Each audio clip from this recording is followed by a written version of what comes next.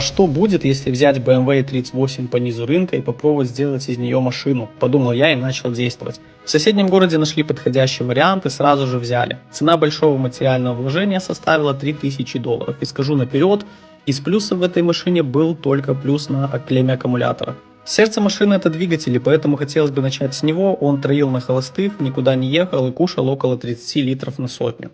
Поэтому, наняв диагноста за 5 рублей, мы увидели то, что ошибок по мотору больше, чем самих элементов мотора, но мы не унывали. И так как в Солиборске никто не умеет ремонтировать BMW, и слово «Ванос» тут никогда в жизни никто не слышал, поехали сразу в Слуцк, сразу на Бронишевский сервис. Огромное спасибо им за то, что взялись даже за ремонт такого трупа, как у меня. Трезво оценив авто, выявили неисправность датчика распредвала, лямбда-зонд, клапана вентиляции картерных газов, также был перископ цепи и механическое застревание ваноса. Помимо этого отвалился патрубок и был очень сильный подсос воздуха.